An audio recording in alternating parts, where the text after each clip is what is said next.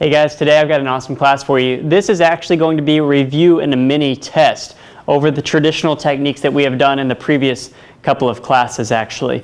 So we're actually going to review the traditional techniques that we did. We're going to learn a couple of new ones, and then we're going to do a mini test because we want to really increase and improve our proficiency and start getting to the level of doing the techniques at a live speed. So rather than just considering how do I place my arm and my feet and my step, now that we're reviewing that in the mini test, we're actually going to string it all together at full speed to see what you learned to this point. Okay, let's go ahead and get started with a warm-up. Now this is what I call a kickboxing bow warm-up. All we're doing really is using the staff sort of like we're doing kickboxing. The techniques are still realistic combat bow techniques actually.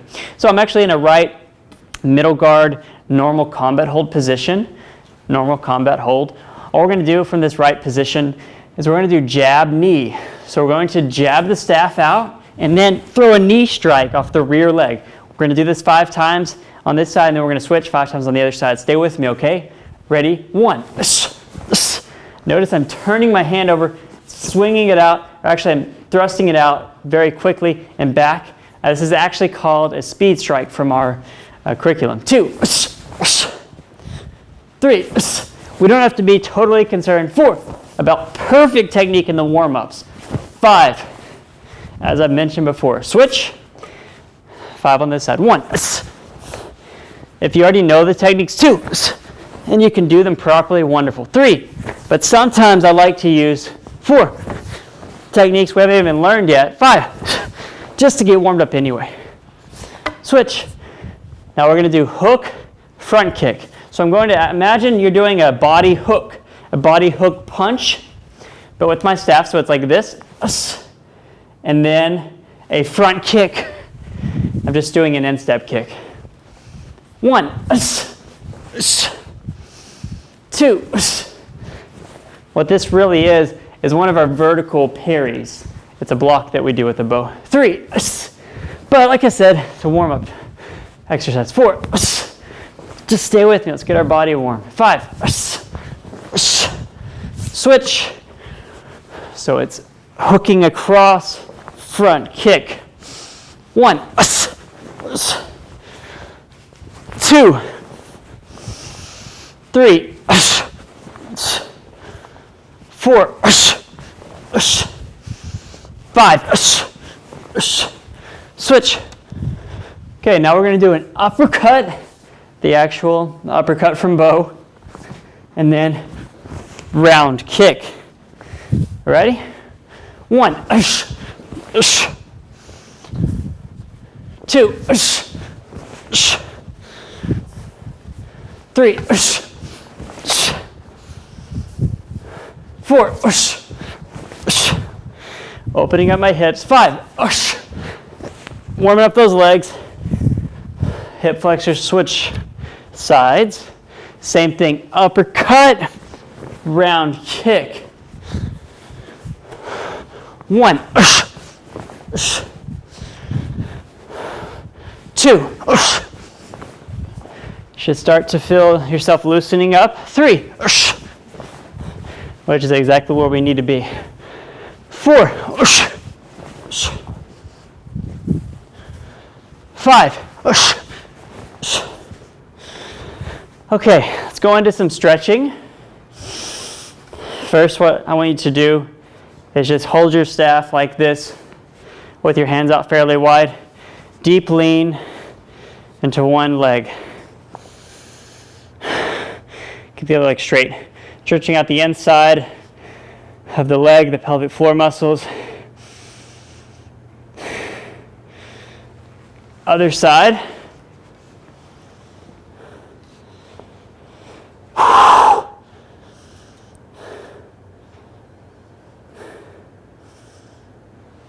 Back up.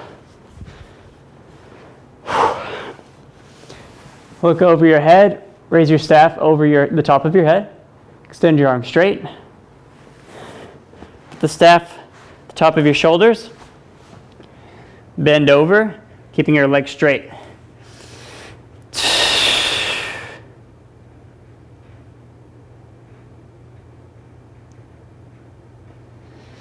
Back up. Do some two-handed figure 8 swings.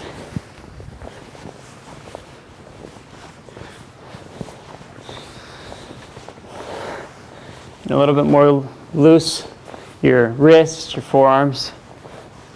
If you want to switch the top hands now, go in the other direction.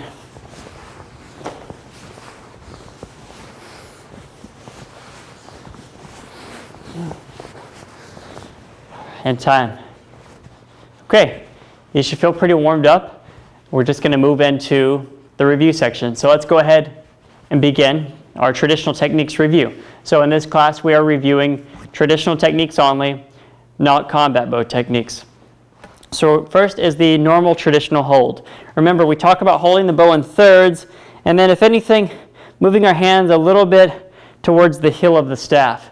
Because if you're too close in the center, you don't have very much distance on any of your strikes. So instead of just a pure third, I tend to move down at least a fist length towards the heel for our normal traditional hold for everything such as our overhead front strike, front thrust, blocks, uppercuts, all of those techniques, which we'll be going over a lot of them today, okay? So yes, make sure you're doing that traditional hold. Of course, one palm is up, one palm is down. My thumb is wrapped. I wanted to point out something here. I had a student ask me a question about feeling too tense and not having good control over their strikes. I want to make sure you're realizing you want to be very relaxed. Have a relaxed hold. Be relaxed as you move. Be relaxed as you go into your strikes.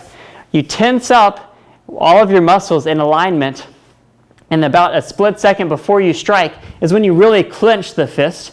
Just like whenever you're sparring, you don't want to be very tensed up like this the whole time.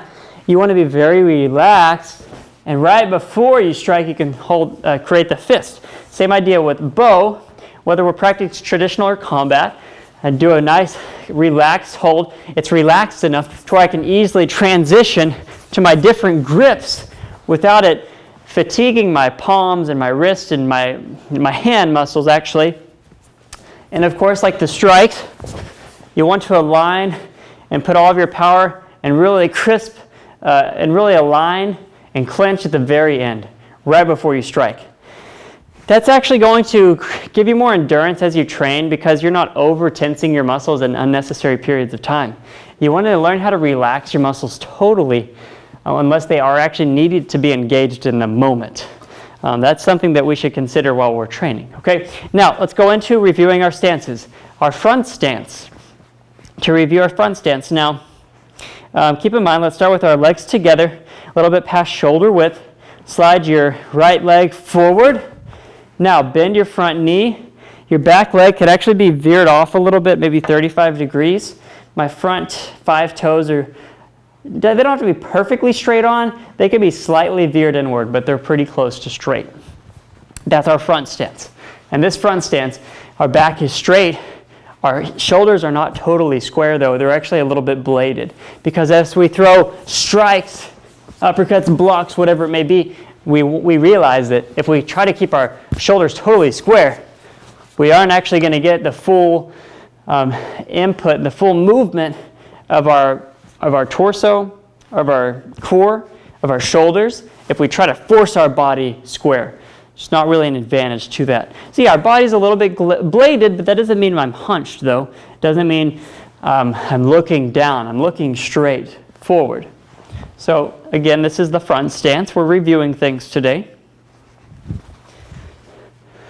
It should feel pretty strong. Someone comes and pushes you, tries to throw you on the ground. They shouldn't be able to move you much.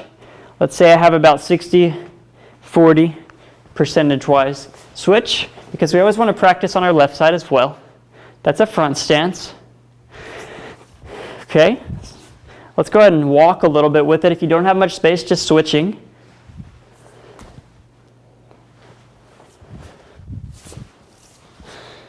Okay, good. Next, let's review the long front stance. Long front stance, remember, it's the same exact stance, but the front leg is just extended at least a foot length more away. That's about the easiest way to measure how much farther your foot should be out. So if this is my front stance, another foot length would be long front stance. Long front stance is at least 70%, 30%. This is where we're really using our forward momentum. Our back is straight though. Our head is up, our eyes are forward. We are not hunching over. We're not hunching into the strike. We're actually maintaining good positioning, good strength in our legs, because from here I could still transition out into other positions and other stances and other blocks and other strikes. But of course the benefit is that when you go into this long front stance, you're giving it everything you have. You're putting everything you have behind that front thrust. Or it even could be behind a one-arm front thrust and those sorts of things. But that is the long front stance. So practice it with me again. Step out into your front stance. One more foot lengths. Same thing, front knee is bent, back leg is straight, body is bladed some. Very important that my back is straight, my head is up, eyes are forward. Step, long front stance. This is what I would call a power stance. Some of our most intense strikes, especially in our kata, are going to be front thrusts into a long front stance. Okay, it's a very moving strike and stance. So, long front stance. Like I said, if you don't have a ton of space, just switching legs with me. If you have enough room to walk some, walk with me. This is a class, guys. This isn't just a lesson where you sit back and watch. You're getting movement in. This is just as if you were to attend a class with me in person. Okay, let's review the horse stance. The horse stance, very common in lots of traditional martial arts. Legs are wide apart, wider than shoulder width. My knees are bent as if I'm riding a horse. My back is straight. We use this in certain situations, such as with our overhead strikes. Some of our uppercuts and other techniques can be practiced and executed from a powerful horse stance. Again, get into your horse stance.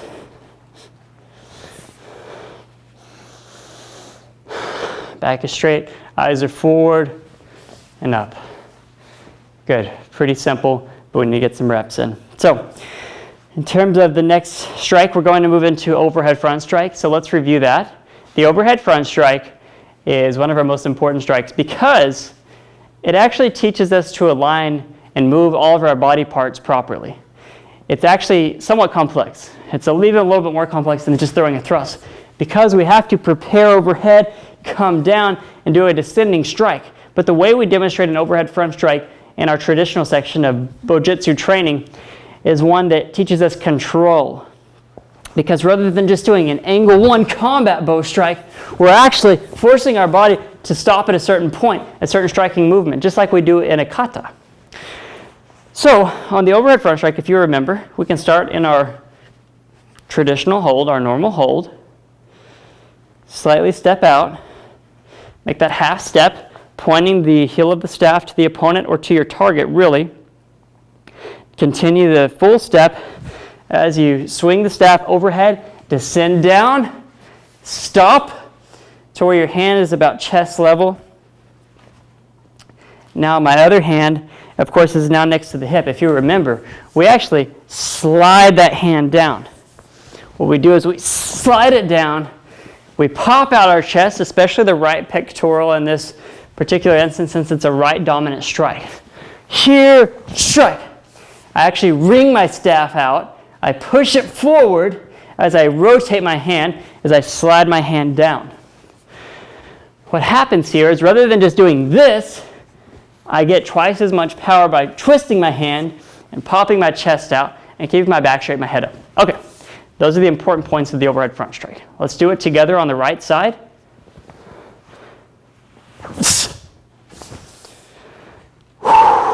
Right side.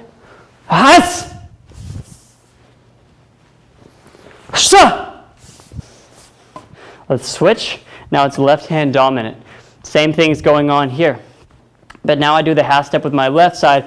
The heel, I step forward, rotate, rotate, rotate, rotate, rotate, swing down, slide down, here.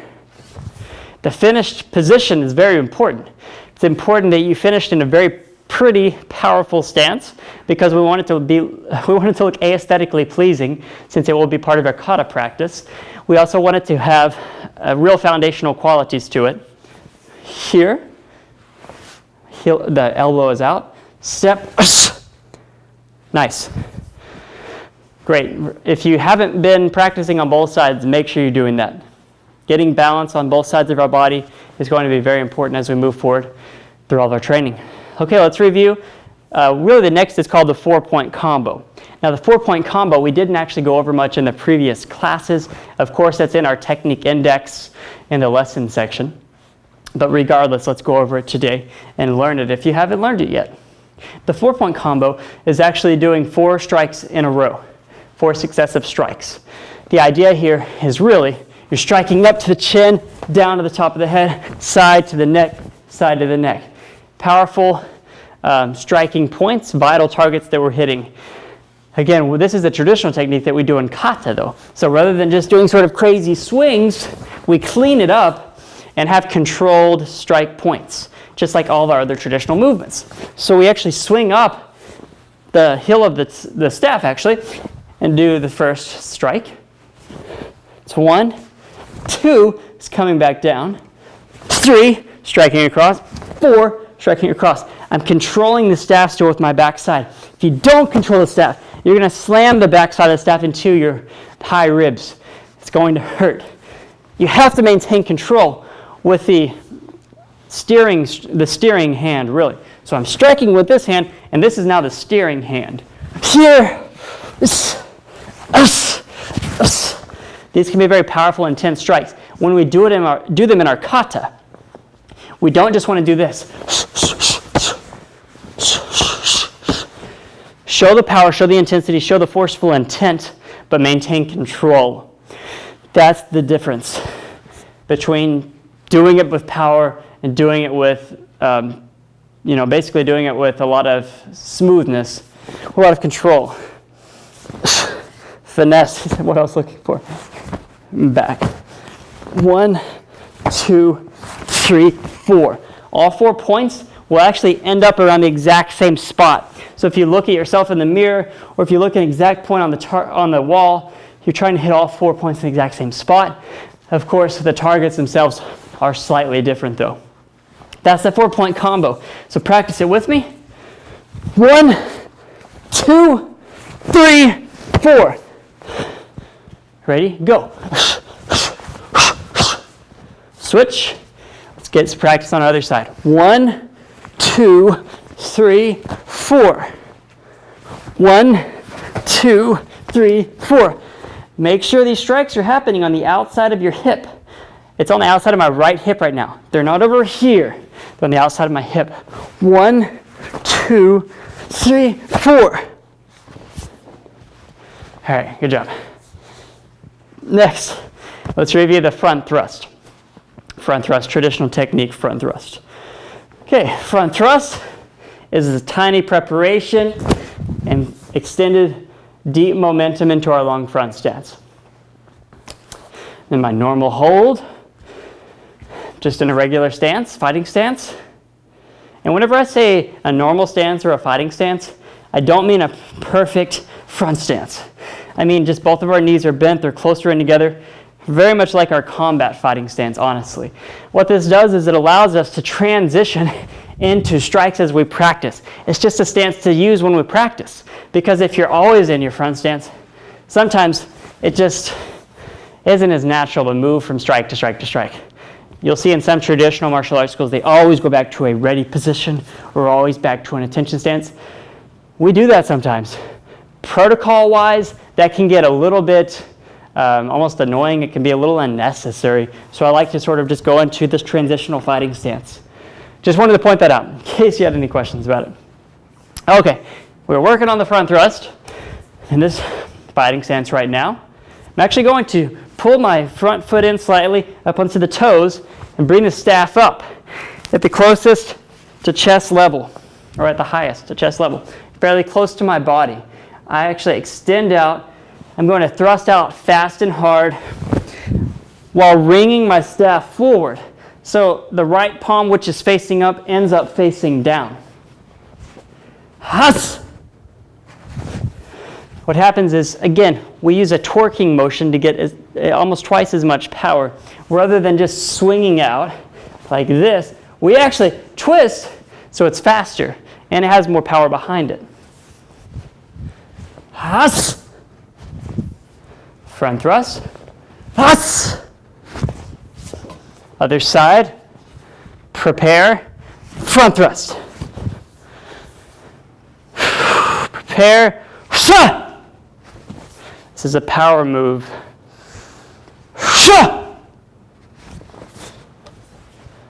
Good. Next, we're going to work on a new technique if you've just been following these classes, and that's the reverse thrust. The reverse thrust is a 180-degree rotation from where our front thrust was. So if we were here and we have an opponent behind us, we turn 180 degrees into what really becomes a back stance, and then we strike all the way with a slightly upward angle. Rather than keeping it a total parallel to the ground, horizontal plane, we find that if we actually strike upward slightly, we can get more momentum, a little bit more torque, and it can be a more dangerous strike, actually, wherever we're striking to on the opponent. So we can actually practice from just a regular, normal guard, fighting stance, middle guard, here, strike as well, here. That's what we're going to do. So practice with me. We're in a normal hold, fighting stance. We're actually going to rotate our body 180 degrees this direction. As we do it, transition the staff upward. The most important thing here is we're actually we're shifting our body weight. And we're shifting our power. Because if all we were to do is this, is look behind us to go like this and swing the staff back, all you're using is your arms. As we know, our legs, our core, the rest of our body will extrapolate the power of this movement. So take a look, which one's better? This? You have an opponent behind you, you need to strike them, maybe you're in a multiple attacker situation, or this. That's at least twice as powerful. Here, and I swing into the upward spectrum. Okay, practice it with me. Reverse thrust.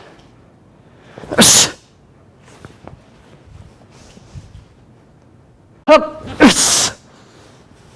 Switch. Other side. Same idea. Rotate, rotate, rotate. Reverse thrust. And back. As I turn, I transition my body weight. Now I'm in a back stance. Now I'm totally facing this direction. I'm facing that opponent completely. My eyes are up. My eyes are on them. I'm not just doing this. Okay, if I had to, I could strike and then move back into that person. But we want to fully commit to all the strikes that we throw. If you're going to throw a strike, fully commit behind it. We need to have the same idea when we practice kata. I see a lot of students that go through the motions, but they don't actually fully commit into each strike. That's a big issue that we need to work on. Okay, excuse me, so we're the side, turn, turn, turn, turn, turn, reverse thrust, all right, good job guys, a couple more to practice. And to review, overhead rib strike is next. Overhead rib strike, and then we're going to go over overhead knee strike. Overhead rib strike first. I like to practice these out of a horse stance. To review that, we have our normal hold. We bring over the head. We do a really like a helicopter rotation. We rotate the staff, rotate the staff, rotate the staff as it comes down. The helicopter rotation happens as it's descending. You don't just swing the staff like this and then sort of come across. We're actually coming down like in a spiral motion. You're spiraling down with that side of the staff across. Okay, probably makes more sense with the staff. So it's here, over the head, down and across. I like to do a small dip with my stance into the strike, and here's why. Rather than just doing this, if I pop up, come down, I use the downward momentum of my body and the staff at the same moment. It's like throwing a downward hammer fist. Rather than just throwing my arm down, I want to actually bend my knees and get lower to the floor. Same concept here. Overhead rib strike. Other side. All you do is track back the way you came.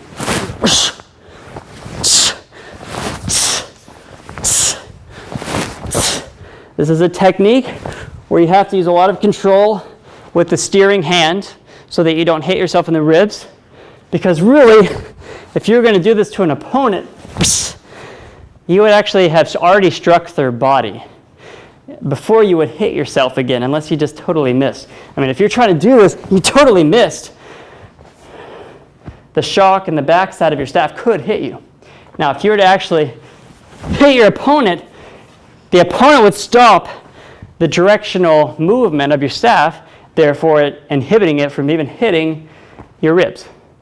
Point is, when you practice it without in the air without hitting anything, you do need to have more control in that steering hand so that you stop the momentum onto your ribs. Okay, now let's switch the dominant hand. Overhead rib, overhead rib.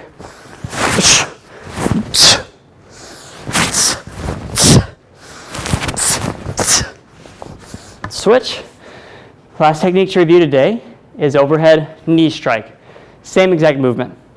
All I'm doing is finishing at the knee level, because really what I'm doing here is I'm clipping the side of the knee cap of the opponent, whether I had already folded and struck, or if I was in a situation where I actually did come overhead, maybe what I did here is a parry, and then I came down into like a sweeping motion. But rather than a sweep, it's more of a direct strike and pull back. I don't continue the rounded movement like I would in a sweep. This overhead knee strike stops at the end of that strike. Okay, so let's practice it from the horse stance.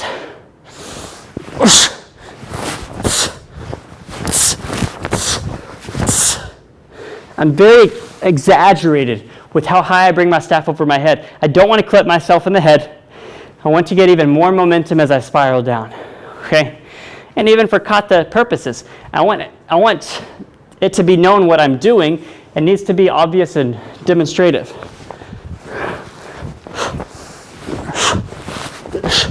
Switch dominant hand. Overhead rib, overhead rib, overhead knee, overhead knee, overhead knee, overhead knee. All right. Good job, guys. So we just totally reviewed all the techniques we've learned in the previous classes and a couple of new traditional techniques. Now that we've reviewed those traditional techniques, we're going to do a mini test. I want you to give it 100%. If you make a mistake, that's okay. Don't get onto yourself. This is a practice mini test. I want you to follow along with me, though, as we do it together. We're going to go through all those things that we just reviewed, but rather than practicing them, we're actually going to demonstrate them at full speed twice on each side. So, for example, if I say overhead front strike, you're going to do 1, 2. We're going to switch. 1, 2. So every technique twice on both sides, all the way through. All right, guys, your mini test starts now. Normal traditional hold. Just holding the staff. Switch. Switch. Switch. And back to the ready position. All right, front stance. Back to the ready. Again. Back to the ready. Now your other side. We always go back to the ready in between each one. Good. Long front stance.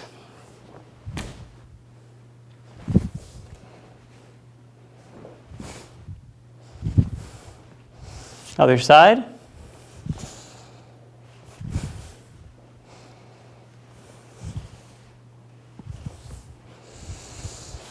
Horse stance.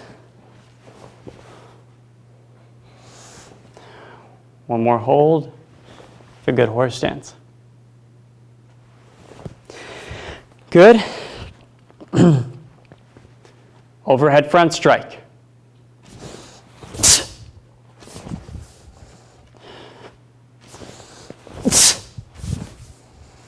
Other side, notice I'm switching hands so I have a left hand dominant hold.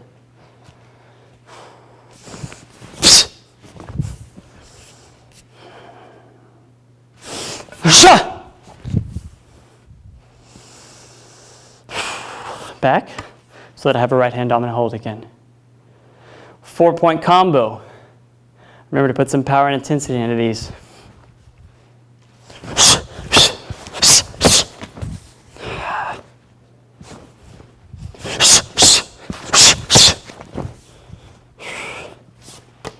Switch, left hand dominant.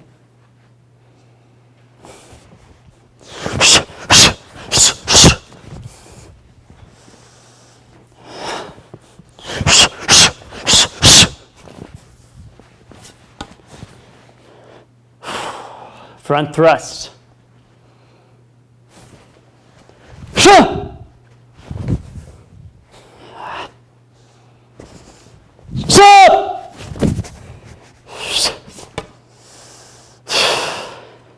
Other side.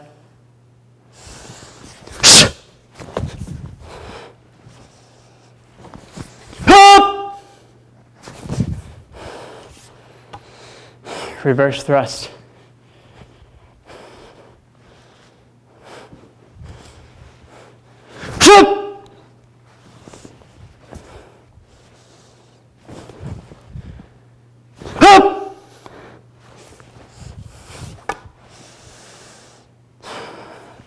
Other side. Stop.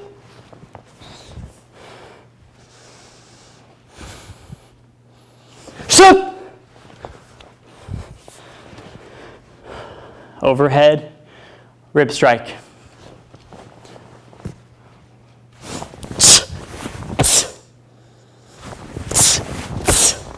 Switch, dominant hold.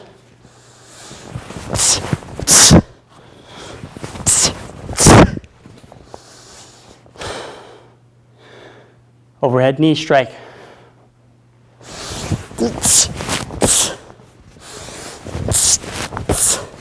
Switch.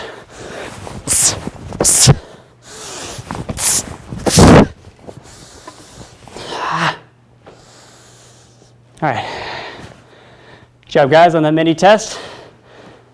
Like I said, the goal there is just to see what you know. It's not about memorizing techniques. It's about seeing if your body knows the technique. If that makes any sense. Does your body have the muscle memory and the alignment mastered? Not mastered so much, but does it have it at least embedded and ingrained? That's why we have to do a lot of repetitions on techniques so that they become second nature. And that we start to learn how to manipulate our staff in a way that's just an extension of our body. The staff is not some object that we're flailing around and that really makes us more clumsy. We want it to actually, like I say a lot, imagine it's an extension of your body. Imagine it's another arm. Or imagine, because when you're holding it here, your arm just extended an extra 4 feet. The idea there, though, is you have so much control and comfort with your staff that it becomes a weapon of incredible significance to you, and one that not only are you working out with, it's making you a better person, it's getting you in better shape, but you're able to defend yourself with it because, I mean, last week I was actually on a trip in Colorado, and when you're hiking in the mountains, you pick up walking sticks. And you find sticks and you just want to pick one up and start using it as your walking stick. The point is, obviously I was playing around with it, doing some bow moves, but you can defend yourself with it if need be, whether against an animal or a person, or just to feel more confident in yourself, because I like the staff a lot because you're not brandishing a knife or a gun. It's just a stick, but it's a very humble weapon essentially. If you had to use it and you feel like you're comfortable with it as it's an extension of your body, it could come in handy. So point is, I know we're just now starting out with our training here on the yellow chevron level, but keep those things in mind. That's where we're going with our training. It's a lot of fun. It's a great workout. So many good things that come out of it. Good job on that mini test though, guys. We're going to move in to a cool down because I think we got a pretty good workout in today. We want to stretch ourselves out some so that we don't lock up.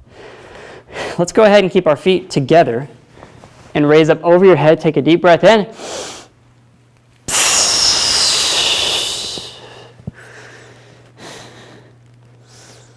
And I'm breathing out as I go down. Do it again.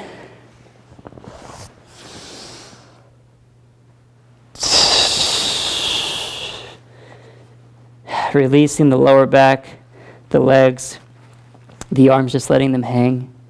One more time. All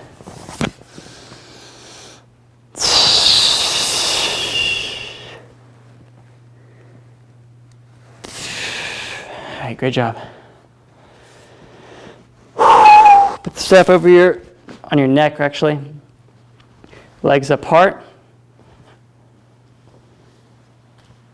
Bend down with one tip of your staff into the center.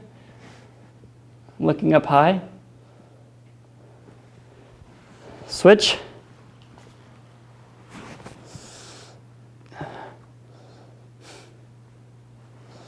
Good. Shoulder rolls.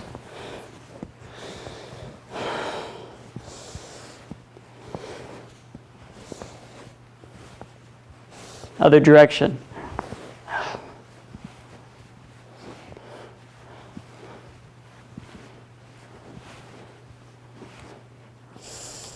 Put your palms out. Turn your palms towards your body. Push into your hip flexors. Stretching out your forearms and your wrists as well. Over your head. Back.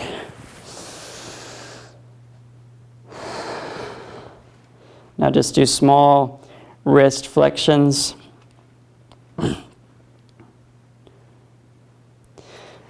Turn your palms down other direction.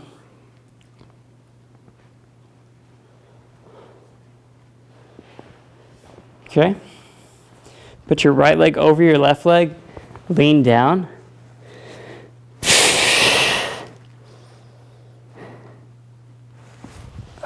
Back up. Left leg over right leg. Down.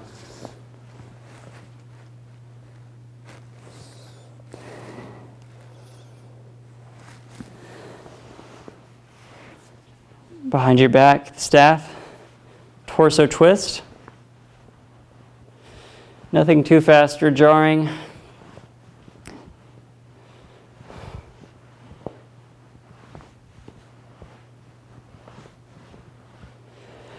All right, and time.